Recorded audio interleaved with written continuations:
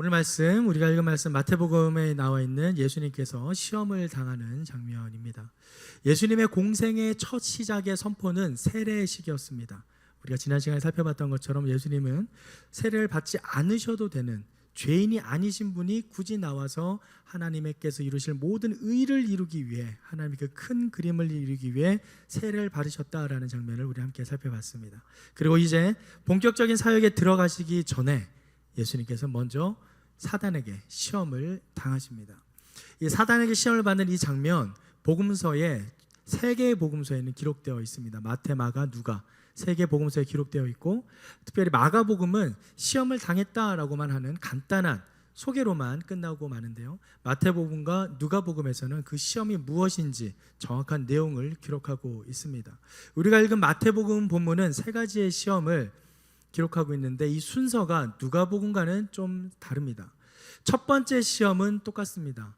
돌을 떡이 되게 하라라는 시험은 똑같지만 나머지 두 시험이 마태복음에 기록된 순서와 누가복음에 기록된 순서가 다르게 되어 있는데요, 그 사실은 그렇게 큰 차이 중요하지는 않습니다. 중요한 것은 예수님께서 시험을 당하셨다라는 것이 중요합니다. 예수님께서는 총 세 가지의 시험을 당하셨습니다. 그 시험을 사람이 신의 모습이 아닌 사람의 모습으로 시험을 당하셨습니다. 철저히 인간으로서 그 시험을 감당하셨습니다. 그래서 오늘 이 시험을 통해 우리 각자가 삶 가운데 이러한 시험에 빠졌을 때 어떻게 해야 되는지를 우리에게 모범으로, 본으로 보여주신 것이죠. 그래서 오늘은 세 가지에 대해서 함께 나누려고 합니다. 항상 두 가지 영적 교훈 나눴었는데 오늘은 이 세 가지 시험을 하나하나 해서 실제로 내 삶 앞에 이런 시험이 어떻게 작용하는가를 함께 살펴보도록 하겠습니다. 먼저 첫 번째 시험인데요, 첫 번째 시험은 삶의 우선순위 앞에서입니다. 우리가 살아가다 보면은 여러 가지 삶의 우선순위를 정해야 될 때가 있습니다. 어떤 선택의 기로에 설게 될 때가 있죠. 사실 우리가 차세대부터 계속해서 말씀을 교육하고 양육하는 과정 가운데 가장 중요한 것이 무엇이냐면 결정적인 선택의 기로에 섰을 때 나는 과연 어떠한 선택을 할 것인가, 이것이 가장 중요합니다.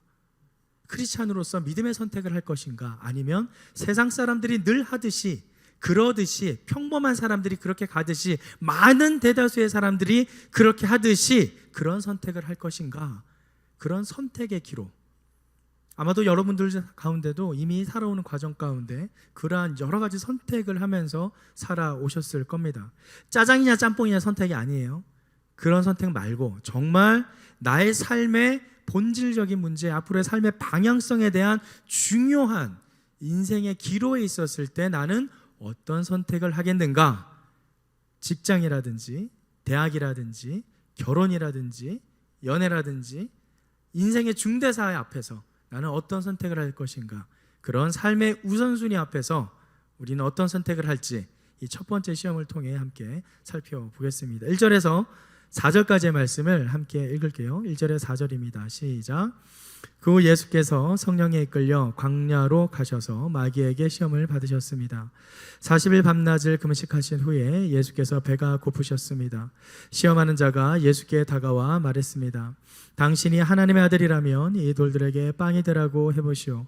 예수께서 대답하셨습니다. 성경에 기록됐다. 사람이 빵으로만 사는 것이 아니라 하나님의 입에서 나오는 모든 말씀으로 산다. 예수님께서 돌을 빵으로 만들지 않는 이유 무엇입니까? 돌은 밀가루가 아니기 때문입니다. 빵은 뭘로 만들죠? 밀가루로 만들어요. 아까 제가 말씀드렸죠. 예수님께서 신이 아니라 철저히 사람으로서 시험을 당하셨다 그랬어요. 신이라면 돌을 떡으로 만들 수 있을까요? 없을까요?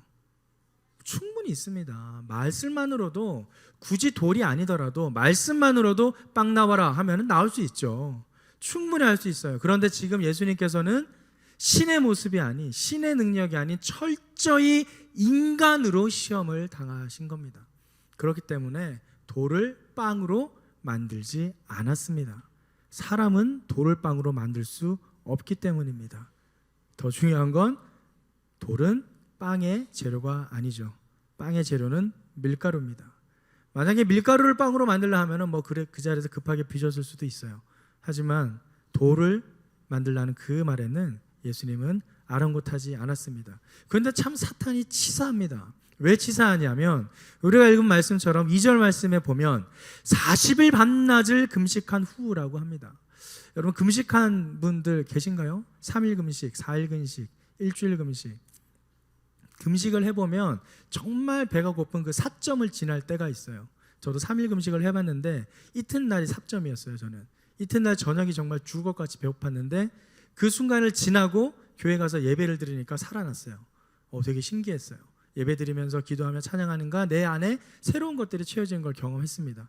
3일째 되는 날 아침, 점심 그냥 잘 지나갔어요. 저녁도 잘 지나갔어요. 왜일까요? 곧 금식을 마칠 거니까 그래요. 나중에 좀 12시 정각만 되면 이제 내가 먹을 수 있다는 생각이 드니까 그동안 잘 참아왔던 거 끝까지 한번 참아보자라는 오기가 생겨요. 그래서 그 사점만 잘 지나면 한 3일 금식도 쉽게 넘어갈 수 있습니다. 그런데 지금 예수님께서는 40일을 금식하십니다. 40일 금식하신 분 계세요 혹시? 저도 안 해봤습니다. 하기 싫습니다. 안 할 겁니다. 40일 금식 어떻게 하나요? 아마 이때는 물도 드시지 않았을 겁니다. 지금 우리는 뭐 소금도 먹고 물도 먹고 하는 그런 약식 금식을 하잖아요. 그런데 예수님은 소금도 먹지 않고 물도 먹지 않고 정말 입에 들어가는 거 하나 없이 굶으셨습니다. 그런데 지금 그렇게 굶은 예수님께 사탄이 나타나서 치사하게 먹을 걸 만들려고 그러는 거예요. 얼마나 치사합니까? 사탄이 그렇습니다. 지가 할 수 있는 건 하나도 없으면서 거짓말로 사람을 유혹합니다. 이 먹는 걸로 유혹하는 것, 태초에 아담에게도 그 아내에게도 유혹했던 장면 기억나시죠? 아담의 아내에게 사탄이 뱀의 형상으로 나타나서 이 선악과를 먹으라고 이야기를 합니다. 그때 그 여인이 어떻게 그래요? 그 보니까 먹음직도 하고 보암직도 하고 이런 말 표현이 있습니다. 그 줄임배를 꼬시는 겁니다. 유혹하는 겁니다. 사탄은 그렇게 먹을 것으로 유혹을 합니다. 참 신기한 것은요, 하나님께서도 이 먹는 것에 대한 중요성을 정말 우리에게 중요하다고 알려주셨습니다. 여러분 레위기 말씀을 보면요, 먹는 것에 대한 규례가 나와요. 한번 얘기한 것 같은데 몇 장이죠? 레위기 젓가락장. 그렇죠, 11장. 11이 젓가락처럼 생겼잖아요. 먹는 거에 대한 규례가 11장에 있어요. 그런데 중요한 거는 1장부터 10장까지가 하나님께 제사 드리는 방법, 번제, 소제, 속건제, 속죄제, 화목제, 이 5가지의 제사를 어떻게 드리는지, 하나님과의 관계를 어떻게 거룩하게 할지를 나타내는 방법이 1장에서 10장까지 쓰이고, 인간에 대한 규례를 설명하는 11장에 가장 먼저 나온 게 먹을 거에 대한 규례라는 겁니다. 이건 상당히 의미가 있습니다. 하나님과의 깊은 관계 속에 우리가 결국 이 땅을 살아가는 이 썩어갈 육신을 속에서 살아갈 때니 먹는 게 너무나 중요한 거예요. 그래서 하나님께서는 하나님과의 관계 속에 그 관계를 친밀하게 한 이후에는 너희가 이 땅에서 무엇을 먹고 무엇을 먹지 말아야 할지를 알려주셨어요. 그래서 11장을 집에 돌아가서 한번 잘 읽어보세요. 어떤 것이 정결한 동물이고 어떤 것이 부정한 동물이고 어떤 것이 먹지 말아야 할 음식이고 어떤 것이 먹어야 할 음식인지를 정확하게 구분하셨습니다. 안타깝게도 우리가 정말 좋아하는 삼겹살, 순대국밥, 순대, 선지국밥 다 돼지로 만들었잖아요. 또 소피로 만들었잖아요. 먹으면 될까 안 될까요? 레위기의 말씀에 따르면 먹으면 안 돼요. 되새김질을 하고 발굽이 갈라진 것들만 먹을 수가 있어요. 근데 소는 되새김질을 하고 발굽이 갈라져 있어요. 그래서 소고기는 먹어도 돼요. 근데 돼지고기는 먹으면 안 돼요. 돼지는 되새김질을 못 해요. 그래서 돼지고기는 먹으면 안 돼요. 소피, 선지로 만들죠. 선지를 소피로 만들죠. 소피를 먹지 말라 그랬어요. 하나님께서 육식동물을 먹어도 된다고 허락하실 때 먹어도 되지만 피째 먹지 말라고 말씀하셨어요. 피는 먹으면 안 돼요. 그런데 우리 한국 사람들 피 잘 마시죠. 노루피, 염소피 뭐 다 고아가지고 그냥 이렇게 마세요. 먹으면 안 돼요.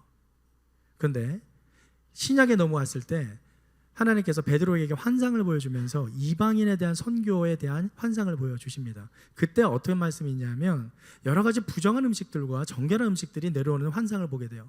그때 하나님께서 말씀하셨어요. 먹는 것으로는 더 이상 뭔가 부정하다 정하다를 말할 수 없다라고 먹는 규례에 대해서는 더 이상 하지 않도록, 거기에 대해 매이지 않도록 하나님께서 다시 계명을 주십니다. 그래서 모든 먹는 것은 가능합니다. 이제 신약시대 예수님이 온 이후로는 돼지고기도 먹어도 되고요, 피는 안 좋습니다. 그래도 먹지 않는 게 좋습니다. 그래서 중요한 건 레위기에서 먹지 말라는 것들을 만약에 먹게 되면 어떻게 될까요? 분명 이유가 있으니까 먹지 말라 그랬잖아요. 그 정확한 이유 이제 천국 가서 물어보겠지만, 먹게 되면 병원에 갈 확률이 높습니다. 즉 레위기에 말씀하신 그 기록된 음식들을 먹는 것은, 먹지 말라는 음식을 먹는 것은 구원과는 관계가 없지만 우리의 몸과는 관계가 있어요. 몸이 아플 수 있습니다. 심각하게 뭘 많이 먹게 되면, 육고기를 많이 먹으면 아플 거예요. 그래서 중요한 것은 이 먹는 거에 대한 규례, 그만큼 중요하다는 거예요.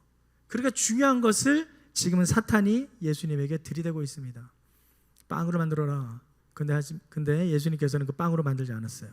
어떤 말씀으로? 신명기 8장 3절 말씀, 신떡파세라고 하는데, 빵으로만 사는 것이 아니라 하나님의 입에서 나오는 모든 말씀으로 산다 그럽니다. 그런데 이 말씀을 보면은 이 본의를 잘못 이해할 수가 있어요. 그래서 좀 더 그 앞뒤 문맥을 함께 보도록 하겠습니다. 신명기 8장 2절에서 3절 말씀을 함께 소리내서 읽어볼게요. 시작. 내 하나님 여호와께서 이 40년 동안에 내게 광야길을 걷게 하신 것을 기억하라. 이는 너를 낮추시며 너를 시험하사 내 마음이 어떠한지 그 명령을 지키는지 지키지 않은지 알려 하심이라. 너를 낮추시며 너를 줄이게 하시며 또 너도 알지 못하며 내 조상들도 알지 못하던 만나를 내게 먹이신 것은 사람이 떡으로만 사는 것이 아니요 여호와의 입에서 나오는 모든 말씀으로 사는 줄을 내게 알게 하려 하심이라. 잠만 띄워주세요. 이 말씀이 나온 이유가 있어요. 왜 나왔냐? 2절 말씀에 광야를 걷게 하셨습니다. 왜 걷게 하셨다고요? 기억하라는 거예요.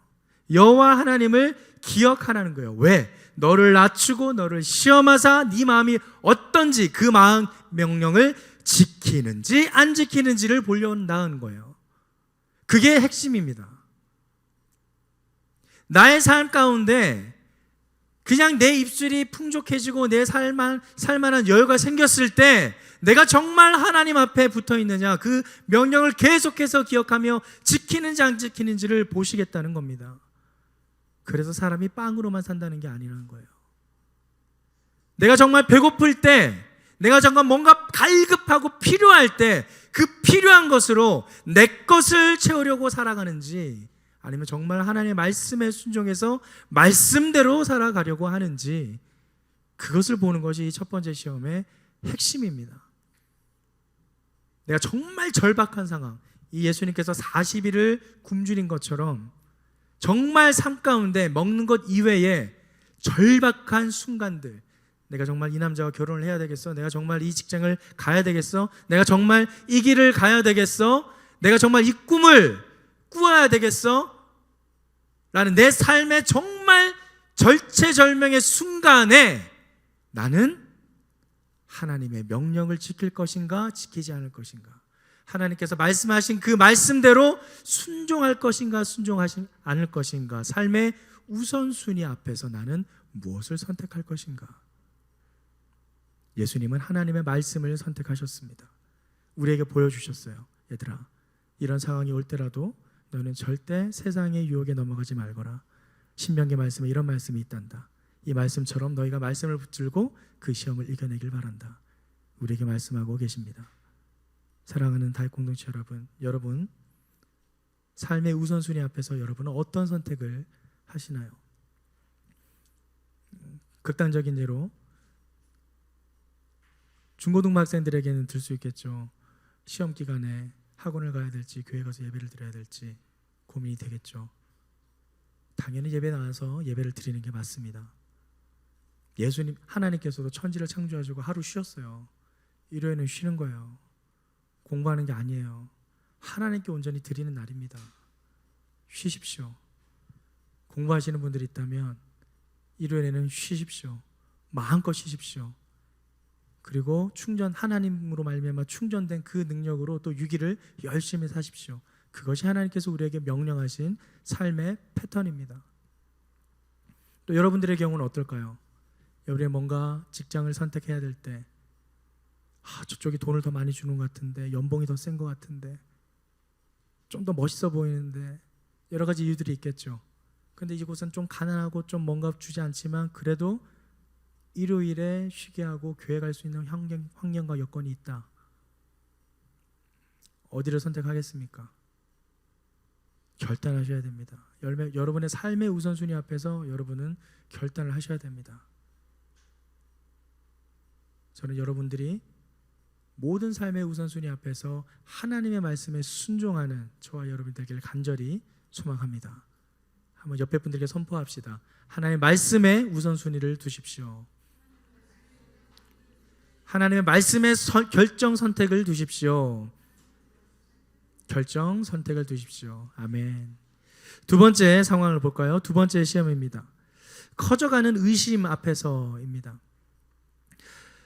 사춘기 시절도 그럴 것이고 지금도 그럴 것이고 성경에 대한 그 의문점은 항상 날 수밖에 없습니다. 하나님께서는 모든 사람의 마음 가운데 영원을 사모하는 마음을 주셨기 때문에 이 영원에 대한 불사에 대한 마음은 누구나 다 간직하고 있습니다. 그것이 어떻게 나타나느냐의 차이이고 언제 나타나의 차이일 뿐이죠. 저 같은 경우는 좀 빨리 나타났습니다. 저는 어릴 때부터 이 세상이 궁금했어요. 세상이 너무 궁금해서 이 세상은 어떻게 돌아가는 거지? 나는 누구이지? 나는 뭔가? 이 나에 꽂혔어요. 이 에고가 엄청 강해요, 제가. 그래서 중고등학교 때도 계속 고민했었어요. 나는 어디로 가는가? 나는 무엇을 하는가? 난 누구인가? 여기에 대한 고민을 엄청 많이 했습니다. 그래서 감사하게도 철학과에 들어가서 거기에 대한 본격적인 고민을 했었죠. 그래서 철학과 다니는 동기들과 학우들과 함께 이 나에 대해서 또 이 우주에 대해서 이 세상에 대해서 심각하게 고민합니다. 고민할 때 어땠을까요? 하나님? 저는 일단 접어두고 시작을 하고 싶었어요. 왜냐하면 제가 5대째 신앙이라서 계속해서 하나님과 교회와 집, 이 세 학교, 집, 교회 이 세 트라이앵글을 벗어난 적이 한 번도 없었어요. 도대체 사람이 어떤 생각을 하고 사는지, 믿지 않는 사람이 어떤 사고방식을 갖고 있는지 알 수가 없어서 내가 그래도 믿지 않는 사람들에게 복음을 전하기 위해서라면 그 믿지 않는 사람들의 사고방식이 어떤지를 배워야 되겠다 해서 떠났어요, 교회를. 목사님 저 교회 떠납니다. 철학을 열심히 공부하겠습니다. 담임 목사님이 그래라. 부모님도 그래라. 하지만 어머님은 마음이 아팠죠. 언제 돌아오냐 계속 언제 돌아오냐 그랬어요. 그렇게 철학을 열심히 공부할 때쯤 저에게 또 한 번의 획기적인 사건이 터집니다. 바로 철학과 후배를 좋아하게 된 거죠. 사람이 공부를 열심히 할 때 이성 친구만큼 좋은 효과가 없습니다. 그 친구가 그 학년에서 1등을 했었어요. 저도 그 친구 따라다니면서 공부를 열심히 했어요. 그랬더니 저희 학년에 제가 1등을 했어요. 열심히 공부했어요. 둘이 아주 그냥 도서관에서 데이트를 했습니다. 도서관에서 손잡고 책 읽는 게 저희들의 일상이었어요. 그렇게 공부도 재밌었고 서로도 좋아했어요. 근데 그 친구가 예수를 믿지 않았어요. 그래서 저한테는 딱이었어요. 그래, 하나님을 믿지 않는 사람의 사고방식이 무엇인지 이 아이를 통해서 정확하게 배울 수 있겠구나. 물론 정말 좋아해서 사귀긴 했었지만 그렇게 교제를 하게 됐습니다. 그러면서 깊이 있게 철학을 공부하면서 교수님들도 나중에 철학교수 부부 되겠다라는 소리 들을 정도로 정말 재밌게 공부했어요. 아주 심각하게 탐구도 많이 하고 여러 가지 논의를 했습니다. 자, 그렇게 철학을 공부했을 때 어느 날 저에게 하나님께서 은혜를 베푸셔서 제가 기적적으로 사망에서 생명으로 건짐을 받는 사건이 발생합니다. 그래서 저는 다시 철학과를 떠나게 돼요. 그 떠나게 될 즈음에 이 철학과 후배 여자친구가 저에게 이런 말을 합니다.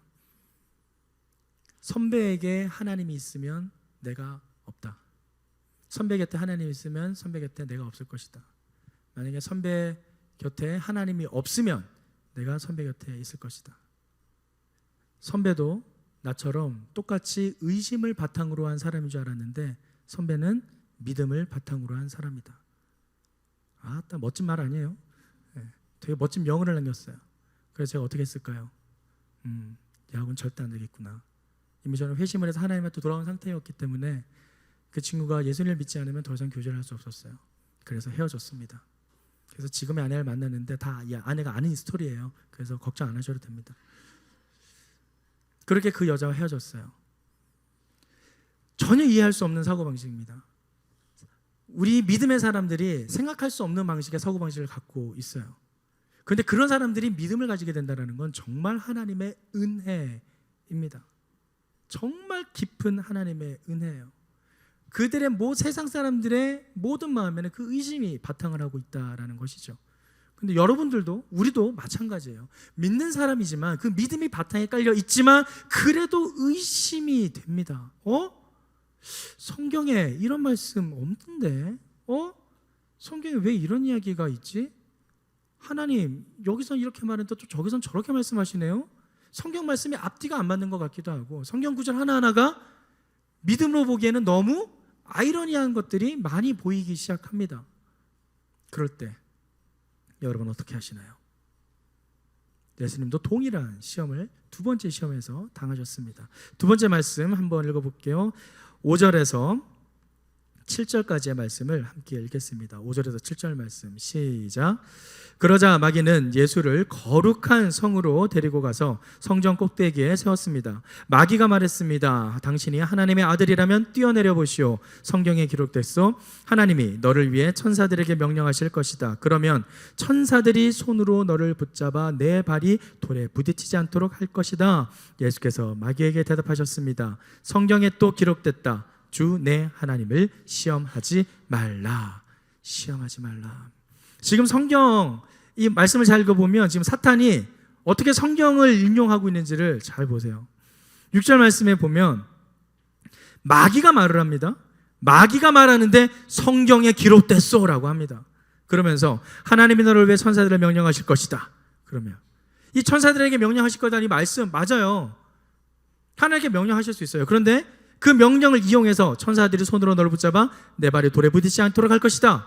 분명히 시편 말씀에 기록되어 있는 말씀입니다. 그런데 이 말씀을 인용해서 하나님을 시험하고 있습니다.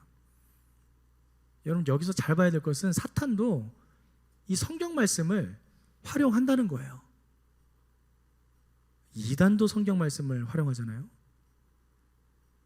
우리는 성경 말씀, 같은 성경 말씀이라도 누구에게 누가 전해주는지를 잘 분별해야 합니다. 사탄도 성경을 사용합니다.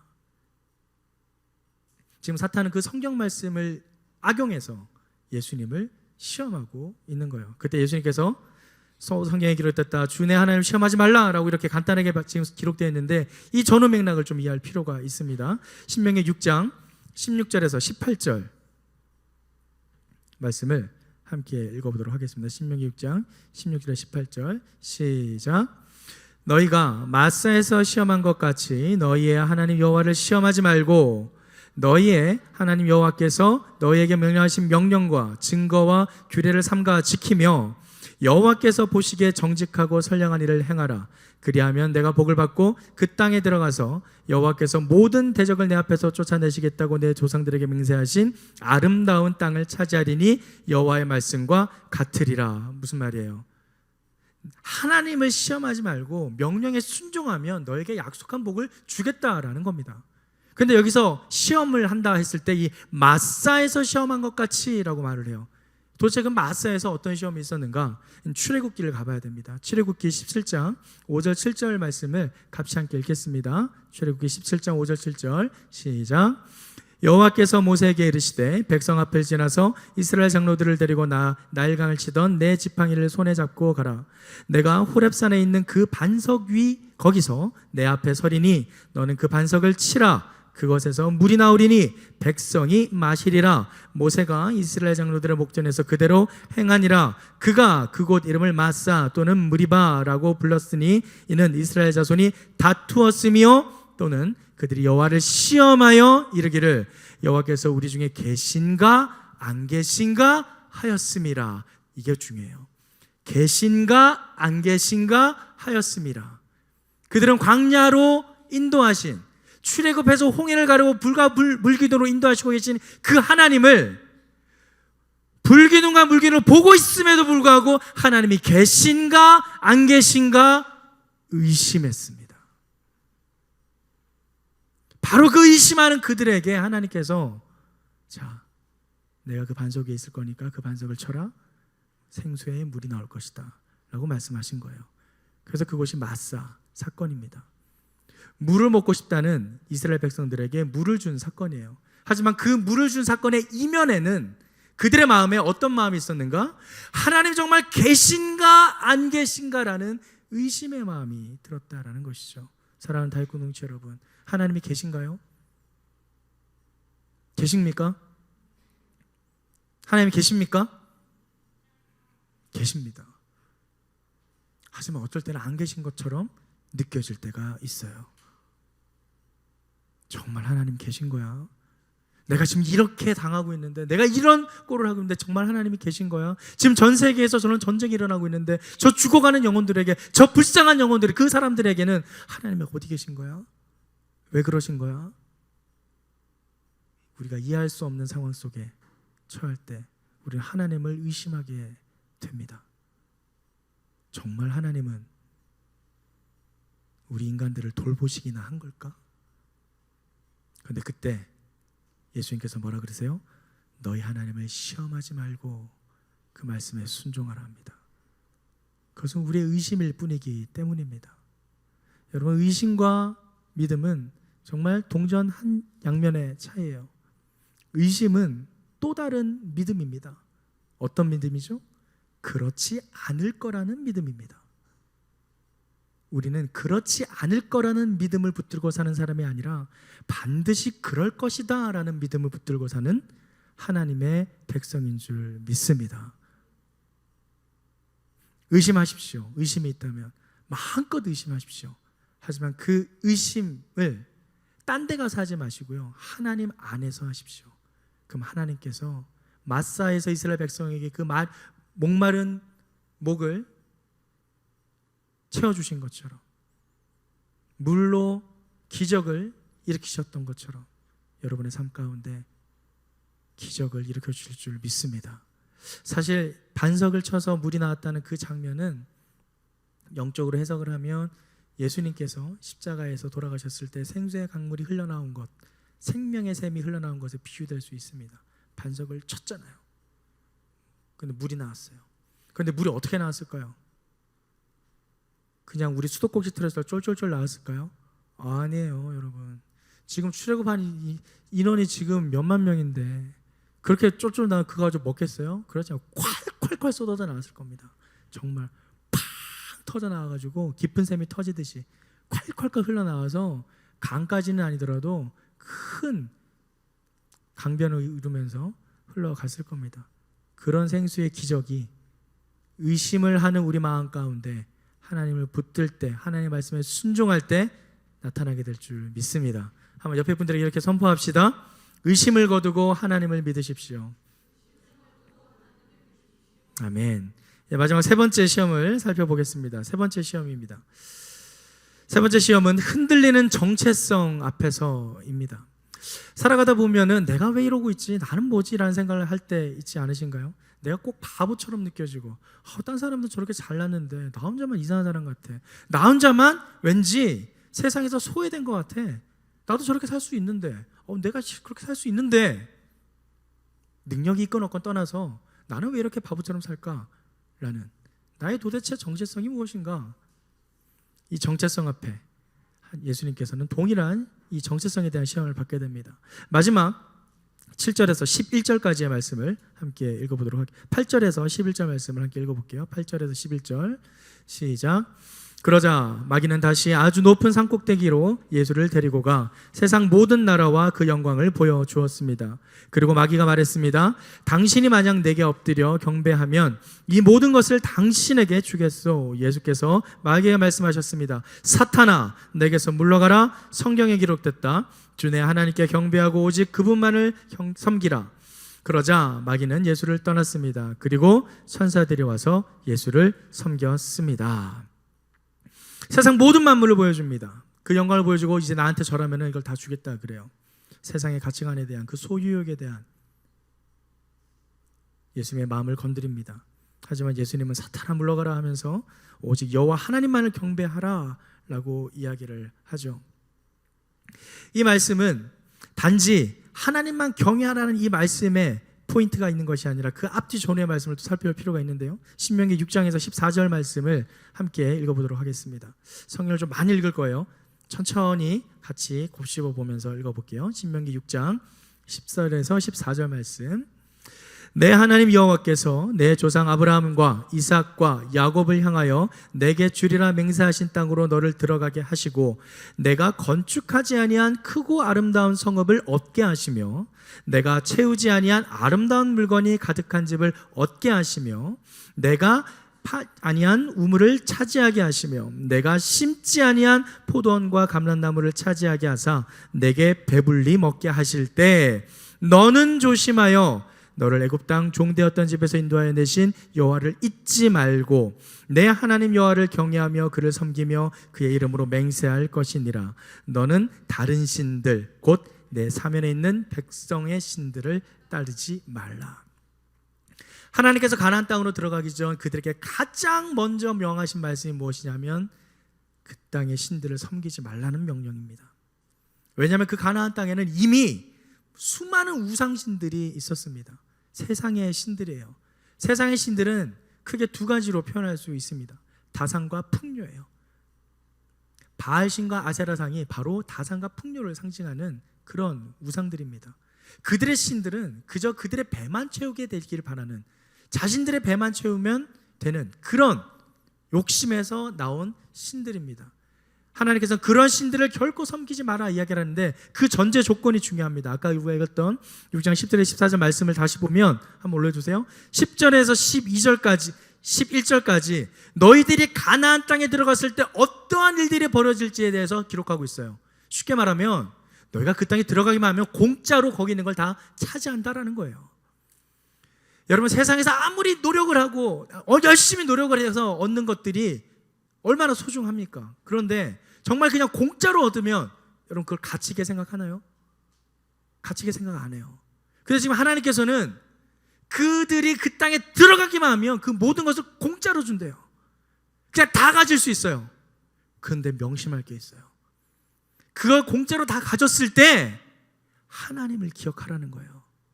너희들이 배불리 먹고 거기에 자리에 누워 앉아가지고 내가 이렇게 배불리 떵떵 먹게 됐으니까 이제 이들이 믿는 신들을 믿어야 되는 거 아닌가라는 착각에 빠지지 말라는 거예요. 너희들의 정체성은 그 땅에 먹을 거를 준 그 땅에 있는 것이 아니라 그 모든 것을 주관하시는 하나님의 백성이다. 그 정체성을 잊지 말라고 이야기를 하십니다. 얼마나 좋겠어요. 얼마나 신나겠어요. 그냥 내가 수고도 하지 않는 것들이 다 거기에 있는데, 내가 짓지도 않는 집에서 거하게 되는데, 내가 심지도 않고 거주지도 않는 곡식들, 그런 먹을 것들을 내가 먹게 되는데 얼마나 좋겠습니까? 그러나 하나님 뭐라 하시냐? 그런 상황이 됐을 때 너희들 정신 차려라. 나를 잊지 마라. 나를 기억해라. 그리고 여호와를 경외해라. 오직 그만 섬겨라. 그곳의 신들을 섬기지 마라 라고 이야기를 합니다. 거저받게 되는 것들, 그냥 공짜로 누리게 되는 행복들, 참 신기한 게 사람이 내 등 따시고 내 배가 부르면 딴 생각을 하게 됩니다. 내가 정말 갈급하고 내가 정말 급할 때는 매달리게 되는데요, 내 등 따시고 배 부르면 딴 생각을 하게 돼요. 신기한 거 하나 소개시켜 드릴까요? 철학이 여러분 어떻게 태동됐는지 아십니까? 탈레스로부터 시작해가지고 여러 가지 사람들이 시작했다 하는데, 그 그리스 철학의, 그리스 고대 철학의 가장 정점이 언제냐면 그리스가 멸망할 때였어요. 그 아테네가 멸망할 때였어요. 플라톤이 국가론을 쓰죠. 언제 썼는가? 그 아테네, 그리스가 멸망하는 걸 보고 도대체 이 나라라는 게 정말 바른 나라는 어떤 것이 정말 바른 나라일까라는 궁금증이 생긴 거예요. 즉 철학이 언제 생겼냐면 그들이 등 따시고 배부르니까 할 게 없어서 세상에 대한 궁금한 게 생긴 거예요. 저는 그렇게 해석을 합니다. 제가 철학 공부해 보니까 정말 등 따지고 배부른 사람들이 현실적인 것보다 딴 것들을 막 생각하면서 소위 말해 호강의 겨 요강의 똥 싸는 격이죠. 그렇게 철학이 시작됐어요. 철학을 격하신 건 아닙니다. 네. 어쨌든 그렇게 내 등이 따숩고 배가 부르는 그 상황에서는 그저 사람들은 그렇게 하나님을 찾는 게 아니라 그냥 오히려 나를 더 찾게 되고 그 생활에 안주하게 된다라는 사실입니다. 그래서 아까 우리가 읽었던 신명기 6장에 기록된 말씀처럼 여호와를 경외하라라는 겁니다.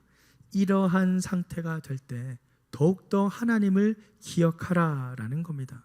신명기 8장에는 좀 더 구체적으로 기록되어 있는데요. 신명기 8장 12절에서 16절 말씀을 같이 한번 읽겠습니다. 시작.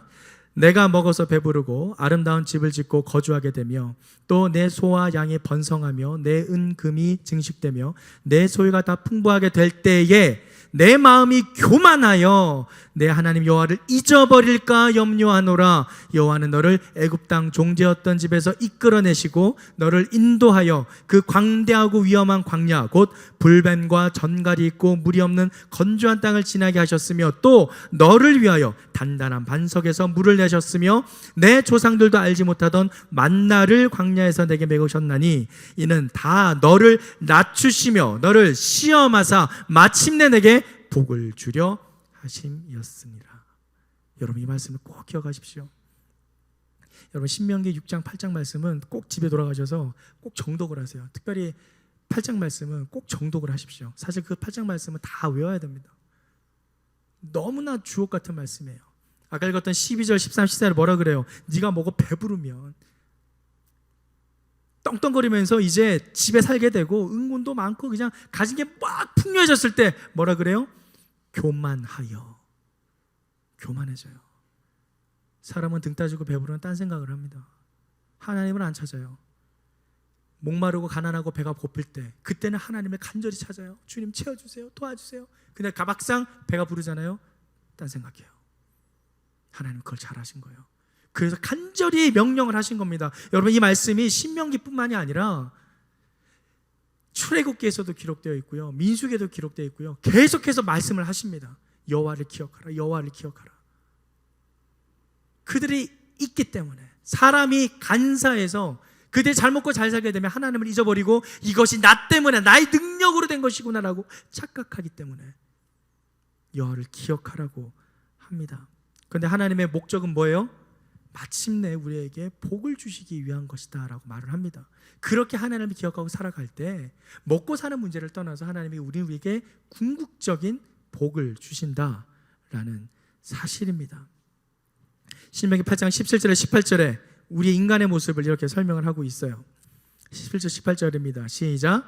그러나 내가 마음에 이르기를 내 능력과 내 손의 힘으로 내가 이 재물을 얻었다 말할 것이라. 뭐라 그래요? 내가 배부르면은 내 능력과 내 손의 힘으로 이 재물을 얻었다라고 이야기를 한다고 합니다. 이거 내가 한 거야. 이거 내가 했어. 막상 하려고 할 때는 두려워서 하나님 도와주세요, 하나님 살려주세요, 하나님 이렇게 하면 내가 뭐가 하겠습니다 하고 하나님한테 기도하고 붙었던 사람이 막상 이루고 성공하고 재산이 많아지고 떵떵거리게 되면은 이게 내가 내 능력으로 했구나 착각을 한다는 겁니다. 여러분 기억하십시오. 지금 여러분을 여러분이게 하신 분은 여러분이 아니라 하나님이십니다. 내가 지금 입고 있는 옷, 내가 먹고 있는 음식, 내가 살고 있는 모든 집 모두 다 하나님께서 여러분에게 주신 것입니다. 내가 이룬 게 아니에요. 물론 부모님이 이루셨죠. 하지만 그 부모님이 이렇게 하신 것도 하나님께서 하신 것입니다. 결코 하나님을 떠나서는 우리는 살 수 없습니다. 왜요? 신명기 8장 18절 말씀에 내 하나님 여호와를 기억하라. 그가 내게 재물 얻을 능력을 주셨습니다. 그 얻을 능력을 하나님이 주셨다는 겁니다. 착각하지 마십시오. 여러분이 공부를 잘한다고, 내가 뭔가를 잘한다고 그것이 내가 능력이 이래 라고 착각하지 마십시오. 그 모두가 하나님께서 주신 능력입니다. 제가 늘 강조하죠. 사람은 악합니다. 악합니다. 하는 모든 생각이 악해요. 조금이라도 선한 생각을 한다면 하나님의 은혜예요. 우리의 능력도 마찬가지입니다. 우리의 능력 없어요. 빵이에요. 제로예요. 하나도 없어요. 근데 그걸 하실 수 있는 능력을 하나님께서 주신 거예요. 이렇게 되면 우리 기도 제목이 바뀝니다. 구체적으로 시험 칠 때 뭔가 열심히 공부를 했잖아요. 뭔가 많이 암기를 했잖아요. 어떻게 기도해야 될까요? 주님 시험 잘 보게 해주세요. 점수 높게 해주세요. 이런 기도가 안 돼요. 좀 더 구체적으로 열심히 외웠던 거 기억나게 해주십시오. 생각나게 해주십시오. 행여나 뒷사람이 갑자기 발을 퉁 차는 바람에 OMR 카드가 찍 하고 번지는 일이 없게 해주십시오. 기도는 되게 구체적으로 기도해야 돼요. 하나님께서 이 모든 상황을 주관하신다라는 믿음이 있다면 우리의 기도 내용이 바뀝니다. 거기에 맞게 바뀌어요. 여러분의 기도 내용이 바뀌기를 소망합니다. 우리의 능력이 누구에서 왔다고요? 하나님께로부터 왔기 때문입니다. 그렇기 때문에 신명기 8장 19절에서 20절 말씀엔 이렇게 기록합니다. 같이 한번 읽을게요. 선포하면서 읽겠습니다. 시작. 내가 만일 내 하나님 여호와를 잊어버리고 다른 신을 따라 그들을 섬기며 그들에게 절하면 내가 너에게 증거하노니 너희가 반드시 멸망할 것이라. 여호와께서 너희 앞에서 멸망시키신 민족들 같이 너희도 멸망하리니 이는 너희가 너희의 하나님 여호와의 소리를 청종하지 아니함이니라. 뭐래요? 하나님의 말씀 듣지 않으면 멸망한대요. 여러분 기억하십시오. 내 능력대로 살아왔다고 착각하지 마시고 이 모든 것이 하나님께로부터 왔구나라는 겸손한 마음으로, 교만하지 않고 겸손한 마음으로 살아갈 때 우리 진정 하나님을 온전히 경외하는 삶을 살아갈 수 있습니다. 예수님께서 마지막으로 당하신 시험, 세상 모든 거, 금은보화, 네 배를 다 채울 수 있는 모든 걸 다 주겠다 했을 때 아니다, 나는 하나님만 섬기겠다. 이 선택을 한 예수님을 따라서 우리도 그러한 선택을 하는 삶을 살아가기를 소망합니다. 그러할 때 하나님께서는 우리에게 이미 태초에 약속하신 거룩한 하나님의 백성이 될 수 있도록 우리에게 은혜를 베풀어 주셨습니다. 그 말씀을 마지막으로 읽고 기도하겠습니다. 베드로전서 2장 9절 말씀인데요, 함께 선포하며 읽겠습니다. 시작. 그러나 너희는 택하신 족속이요 왕같은 제사장들이요 거룩한 나라요 그의 소유가 된 백성이니 이는 너희를 어두운 데서 불러내어 그의 귀한 빛에 들어가게 하신 이의 아름다운 덕을 선포하게 하려 하심이라. 택하신 족속, 왕같은 제사장, 거룩한 나라, 그의 소유된 백성, 여러분의 진짜 정체성입니다. 세상을 따르는 세상의 정체성이 아닌 진정 하나님 나라의 백성된 정체성으로 살아가는 저와 여러분이 되기를 간절히 소망합니다. 세 가지 시험 기억하십시오. 첫 번째, 삶의 우선순위 앞에서. 두 번째, 커져가는 그 의심 앞에서. 마지막 세 번째, 흔들리는 나의 정체성 앞에서. 예수님께서는 그 세 가지 모든 시험에서 말씀으로 승리하셨습니다. 옆에 분들에게 이렇게 선포합시다. 말씀으로 승리합시다. 아멘. 말씀으로 승리하는 우리 모든 왕같은 제사장 된 다윗 공동체가 되기를 소망합니다.